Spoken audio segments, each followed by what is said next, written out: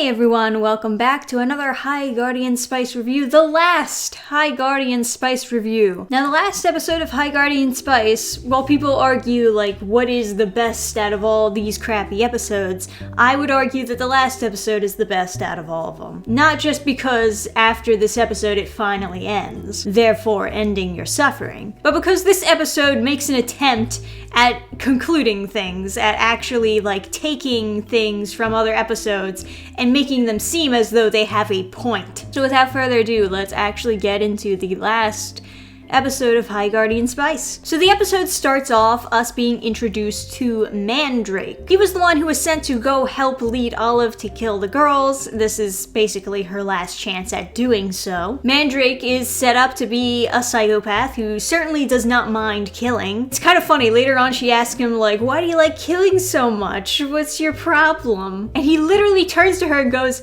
it's my job. I'm a part of an evil organization. Yeah, of course I fucking like killing people, you dumb bitch! Anyway, they kind of approach this like Olive is not being listened to because, I don't know, she's the girl and he's the man. Ooh, my plan is so much better, but of course we gotta go with Mandrake's plan. But no, Olive's plan didn't work last time, so that's why we're going with Mandrake's plan. It's not unfair, it's not bullshit. It makes complete sense that they would send somebody to lead you. Anyway, getting on with the episode. Caraway is just finishing up class, and apparently the animators forgot that in order to make perspective work, you need to make the closer thing in front of the further away thing, not behind it. Rosemary and Sage are talking about their fifis. Olive is giving Mandrake all the deets on the girls. She says that her original plan was to tempt Rosemary to meet her mother. Doesn't seem like that good of a plan though, considering that that's a motivation for Rosemary to come with you, but what about the other girls? This is when Mandrake realizes that Rosemary's mother is Lavender. So as soon as Rosemary's alone, Mandrake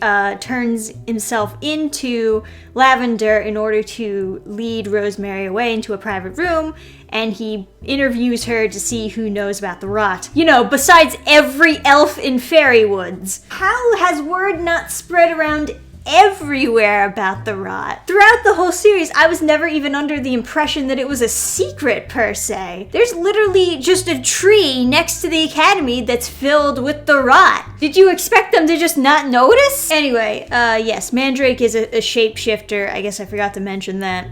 A lot of people are comparing him to some kind of Ruby character, but I think it's just more of a Loki type character with the daggers and the shape-shifting. I'm not a huge fan of shape-shifting characters, but I do dig the daggers and how they did the dagger magic in this episode. It's probably one of the only reasons why I think this episode is the best one, is because I actually found something in it that I liked. Anyway, he's about to kill off Rosemary, but for some reason he stops because she mentions that the teacher knows about the rot and she doesn't know how many other people the teachers told. I don't know why this warrants Mandrake to not kill Rosemary.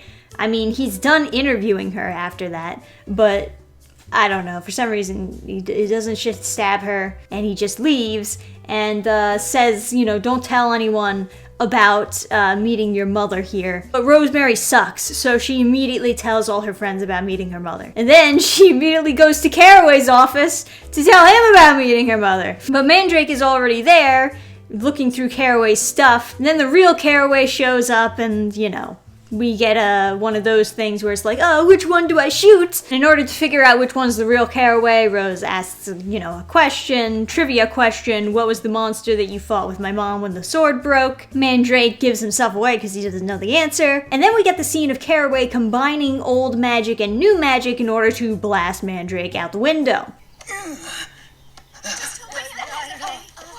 He's gone! What do you mean he's gone? He moved like 2 feet! Now Sage acts as though she has never seen old magic and new magic combined together.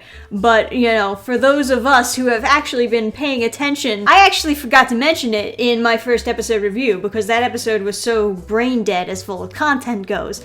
But we have actually seen old magic and new magic being combined before. by Sage's cousin and her girlfriend. They actually combined their magic in order to make the guest bedroom portal thing. And Sage even noted back then that I thought old magic was incompatible with new magic. To which they give her a very quick explanation that their powers merged together, which I can only assume happened when they had sex. And then later on in the Halloween episode, if you recall, it was revealed that Caraway had an orgy with them. So the actual canon reason why Caraway is able to use old magic and new magic together, despite them being incompatible, is because they had an orgy and all of their powers merged, which is wonderful foreshadowing, wonderful setup by the writers here. Okay, no, that's not actually the reason. He says that basically anyone can combine old magic with new magic, it just takes a certain amount of training. Meanwhile, Mandrake masquerades as Professor Caraway and he gets the teachers to drink this sleeping potion, and then he tricks all the students in the academy, which as it turns out, there aren't many students in the academy because they all fit into this one room. He tricks them all into going into this one room, and then he starts to light the school on fire. His plan is basically just to kill off the entire academy, just in case any of them know about the rot, because he's not actually quite sure who knows about it and who doesn't. But I gotta say, if you wanted to be inconspicuous on your mission, lighting an entire school on fire is certainly not how to do it.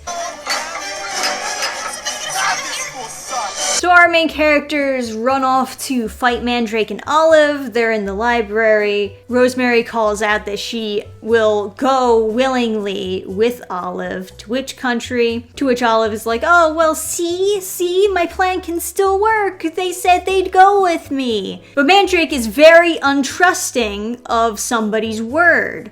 Just because someone says something, after all, doesn't mean that they truly mean it.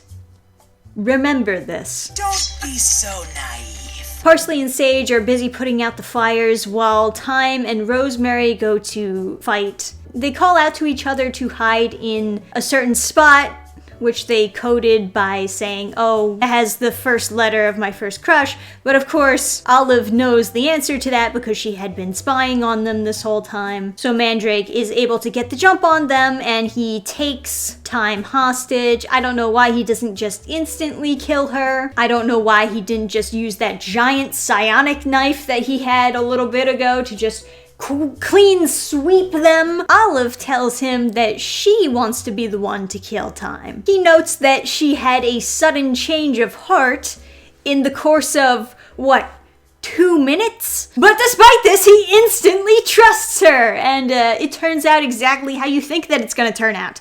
She stabs Mandrake. You know, it's kind of funny, she has, this thing against killing, but she didn't seem to mind killing Mandrake in this instance. Anyway, meanwhile, Amaryllis and Snapdragon are leading the students to find a way out of this room. They end up making a hole in the ground and pulling the teachers out that way. The whole girl squad teams up together to fight Mandrake. They take their fight to the sky, but he casts this spell that causes them all to fall. Sage falls underneath this chimney and somehow doesn't die. Rosemary is hanging off of the roof, calling out to Sage to help her, but of course I saw Rosemary jump off the roof of another building in the first episode and she seemed fine, so... But Sage's hair is pinned under the chimney, so she has to... Actually, where did she get that knife? She has to cut her hair in order to free herself of the chimney and the patriarchy. And then she catches Rosemary just in time. Mandrake is about to kill Olive, but they save her beforehand. Rosemary goes one-on-one with Mandrake, and Sage is able to end the fight by combining old magic with new magic in the same way that Caraway did. Cause she saw this technique once, so clearly she mastered it. So Mandrake is defeated, the barrier comes down, the rain puts out the fires along with a bunch of other firemen who just show up. Were they in the school already? Were they nearby? I don't know. The one thing that I will note that's better about Olive in this show is the fact that they try, to keep it consistent that she doesn't want to kill anybody, and the fact the most important fact, that she actually gets arrested! Despite the fact that she switched sides, she actually has to pay for her crimes. Whoa, that's insane! But of course, the one arresting her is Caraway, and given how he handles punishment in other episodes, I think she's probably free to go. It's probably up to her whether or not she's punished. Mandrake is able to escape by dressing up as one of the firemen and leaving. Later on, we see Rose and Sage having this moment together. Rose is talking about how amazing she is while she cuts her hair to even it out with her sword. I guess there are no scissors in this universe. You have to use swords for everything. For those of you who don't know, the new style of Sage's hair is supposed to actually match the original webcomic version of Sage, who did not have a braid. She had short hair. So, you know, it's supposed to be like a hat tip, like, oh, now you are finally the Sage from the great Tumblr comic. But yeah, Rose and Sage eye fuck each other for a little bit, and then we get the scene where Rose names them High Guardian Spice. She notes that the reason why she picked this name for their team is because of their names, even though their names are herbs, not spices. And then Scarborough Fair plays in the background. This is raspberry and thyme. Roll credits, and yes, we do have an end credits scene where we get to see, I can only assume, the Triumvirate. And would you believe that the Triumvirate are 3 white guys? Would you believe that? Really breaking new ground with these shows. Stories that no one has ever told before. Mandrake is begging them for a second chance to kill everyone. The Triumvirate ask what the guard thinks, and the guard is shocking. Oh, Lavender. Oh, and Lavender suggests that he gets put to death. That's not very nice, Lavender. But yeah, they actually have this scene because they were so cocky, they actually thought they were gonna get a second season, which is kind of funny. So yeah, this show isn't good. I don't think that any of the episodes are good. I think that the last episode is about as good as it gets. The show is riddled with tons of animation mistakes. Mistakes, not stylistic choices. The combat is quite wonky. The continuity is all over the fucking place. I think that Mandrake was an interesting villain, and I think that it's pretty easy to say that he was probably too good for this show. Unfortunately, they had to completely change his personality just to make it so that he lost the fight. Because there is no way that this character would ever lose the fight unless they suddenly decided to make him stupid. Which goes to show a weakness in the writers, that they couldn't figure out a way for the girls to actually outsmart the villain. They just had to turn down his intelligence to make him dumber. I think that there are pieces of this show that aren't that bad. I think that if the same concepts were reworked by writers who actually knew what they were doing and animators who actually knew what they were doing, then it could have totally been a decent show. But as it is right now, no. But cheers, everyone. We are finally done with the High Guardian Spice reviews. Thank you guys for tuning in every Monday to watch this tragedy with me. If there's anything else that you would like me to look over and review for your viewing pleasure, leave that down in the comments below. Like the video if you did enjoy, although I guess it doesn't really matter anymore. Subscribe if you'd like to see more videos from me. I'll be here for the rest of my life. More videos coming out soon, so see you guys next time. Bye! Hey, you! Tired of reading bad comics? But there are no good comics. No, you're wrong! There's BurningstarComics.net. Original comics made by me and my friends. Stop reading bad comics and start getting to the indies, nerd. Wow! BurningstarComics.net. Check the link in the description. Program restart. Shutting down all systems.